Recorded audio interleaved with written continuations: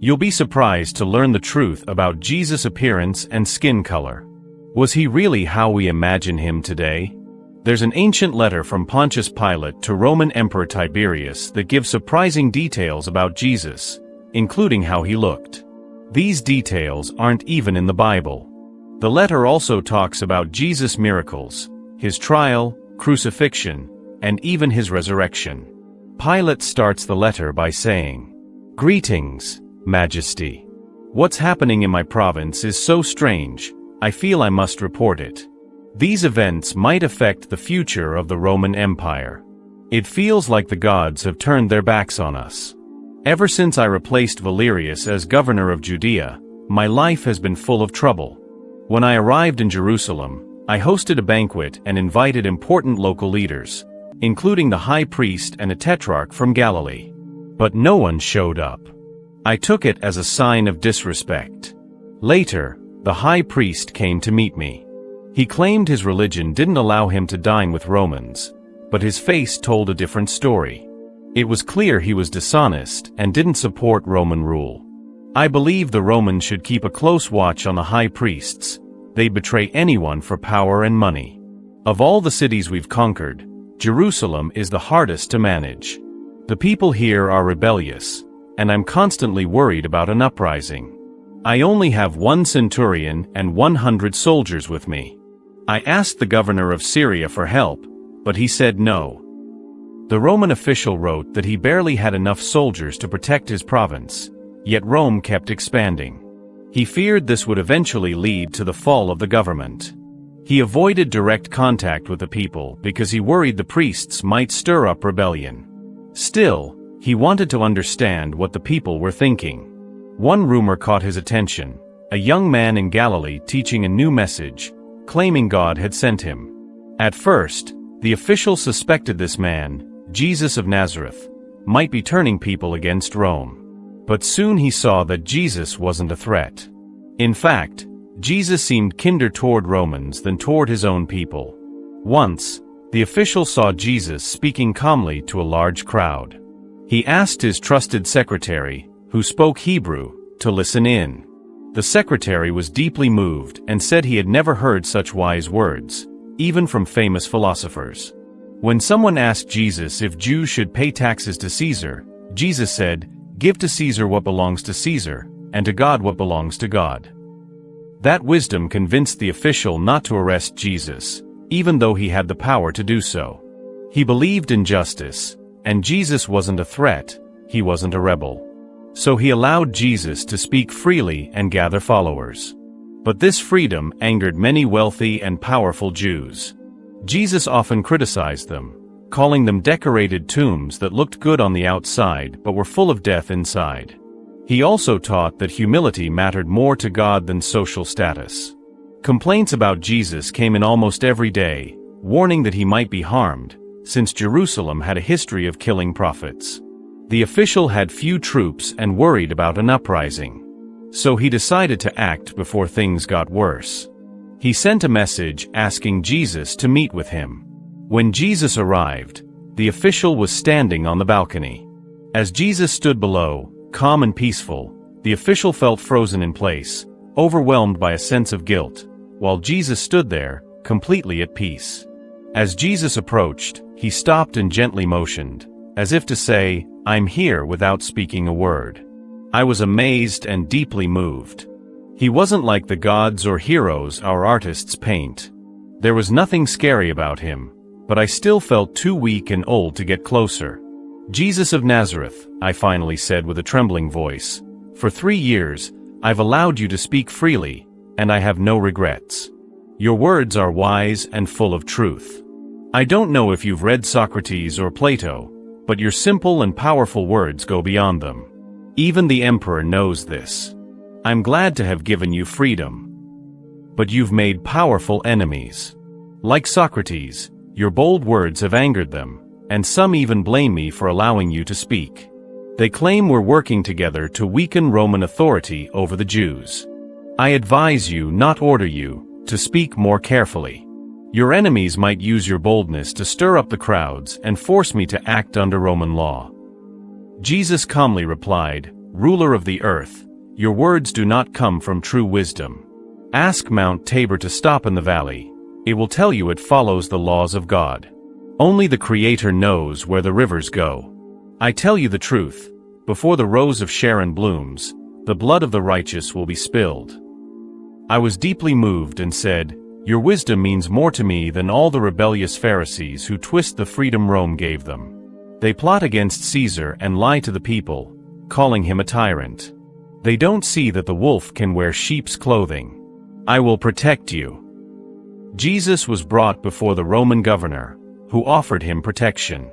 But Jesus calmly said, when the time comes, there will be no refuge for the Son of Man, not on earth or beneath it. True refuge is in heaven. He explained that everything the prophets said would be fulfilled.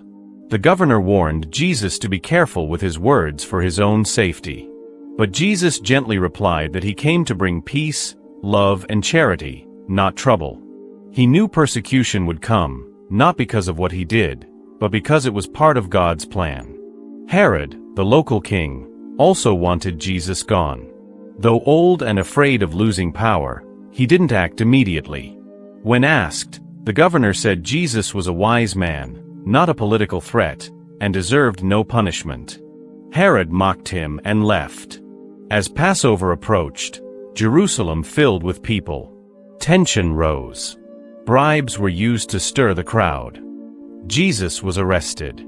Though innocent, powerful Jewish groups, the Herodians, Sadducees, and Pharisees, joined together to demand his death. They were angry at Jesus for criticizing their hypocrisy and at the governor for past offenses, including using Roman banners in the holy city and suggesting temple funds be used for public works. To avoid taking full responsibility, the governor sent Jesus to Herod. But Herod, pretending to be respectful, sent him back. Now the crowd outside the palace grew louder and more violent. A prophetess fell at the governor's feet, warning him not to harm Jesus. She claimed to have seen visions, Jesus walking on water, storms obeying him, and blood in the rivers. Statues of Caesar cried, and the sun rose like a grieving woman. She begged him to listen to his wife's dreams and avoid a terrible curse. As she spoke, the marble steps of the palace trembled beneath their feet. When they brought Jesus back to me, I stood before the crowd with my guards and asked what they wanted. They all shouted the same thing, "Crucify him." I asked, "What crime has he committed?" They said he blasphemed, predicted the temple's destruction, and claimed to be the Son of God and King of the Jews. I told them Roman law doesn't give the death penalty for such things, but the crowd kept screaming, "Crucify him," so loudly that even the palace seemed to shake. Jesus was the only one who remained calm. Trying to save him, I offered to release him as part of the festival tradition, but the people demanded the release of Barabbas instead and insisted Jesus be crucified. I reminded them that, by their own Jewish law, no one could be sentenced to death without fasting, a formal trial and witness review. But they ignored me. To calm the mob, I had Jesus flogged, hoping that would be enough. It wasn't. Their anger only grew. I washed my hands in front of the crowd and said, "I find no guilt in this man." But it didn't matter. They had already made up their minds. The crowd became like a violent storm, more furious than any riot I had ever seen. The sky darkened like a winter night. It reminded me of when Julius Caesar died, oddly enough, also around the Ides of March. I stood alone, watching as Jesus was led away to be crucified. Jerusalem felt empty and cold. My soul felt the weight of what was happening. At Golgotha, black clouds gathered. The earth shook. It felt like the world was falling apart.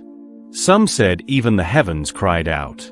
One scholar shouted, "Either the Creator is suffering, or the universe is breaking." A violent earthquake hit Lower Egypt, terrifying everyone. A friend of Jesus, a scholar from Antioch, was found dead. No one knew if it was from fear or heartbreak. That night, I walked through the city. The sacrifice was over, but people were quiet, some whispering about miracles. Even the Roman standard-bearer had draped the eagle in black, a sign of mourning. When I got back to the praetorium, I saw an old man praying and crying. He collapsed at my feet. It broke my heart. We wept together. Others nearby were crying too. Many of those who called for Jesus' death had disappeared in shame. I heard some tried to cleanse their mouths with vinegar, thinking of what Jesus said about death and resurrection. Once I was calm, I asked the old man who he was. He said, "I am Joseph of Arimathea. I want permission to bury Jesus." I allowed it and sent soldiers to guard the tomb. But a few days later, the tomb was empty. His followers claimed he had risen, just as he had said. That caused more unrest than his death. I investigated, but I cannot say what truly happened. Joseph used his own tomb, but whether he knew of the resurrection or not, I don't know. The next day, a priest came to me, worried the disciples might steal the body and fake the resurrection. What really happened after that? Only God knows. After Jesus was buried, I ordered the priest to speak with Captain Marcus. He was told to place Jewish guards at the tomb so the Romans wouldn't be blamed if anything strange happened. When I heard the tomb was empty, I grew concerned. Marcus said his officer, Ben Isham, had stationed 100 soldiers there. Isham later described what he saw. Around dawn, a soft glowing light appeared above the tomb. At first, Isham thought it was women coming to anoint the body, but they couldn't have passed the guards. Suddenly, the whole area lit up. He saw what looked like joyful people in burial clothes, as heavenly music played. Then the ground shook violently. Isham fainted and didn't remember anything after that. When he woke, he was lying face down. I asked if maybe he saw the sunrise or just got dizzy. He said no, it was too early, still dark, and he hadn't slept all night. He admitted some soldiers were asleep though. He said the strange event lasted almost an hour, until daylight took over. When backup arrived, they returned to the barracks. The priests later told him to lie and say it was just an earthquake and that Jesus' followers stole the body while the guards slept. They even offered him money. But he said he never saw any disciples, just heard the body was gone. Some priests told him they believed Jesus wasn't an ordinary man, not even just the son of Mary. They thought he had appeared before, during the times of Abraham and Lot. If that's true, it matches what people said about Jesus.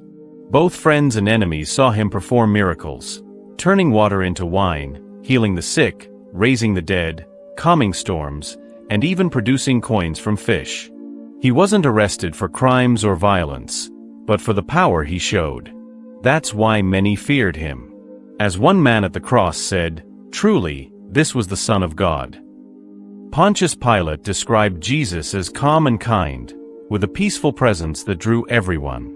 He had long, soft, wavy hair, light brown, almost blonde, and gentle but powerful eyes that seemed to change from light brown to blue. His skin was fair and smooth, like someone who spent time outdoors but still looked healthy and clean. He had a well-kept beard, symmetrical features, and a face that inspired trust and respect. He dressed simply but with dignity, usually in a robe and tunic, never with fancy jewelry. His presence alone gave a sense of peace. Most honorable ruler, this is my honest report. I hope it helps you judge me fairly in this matter.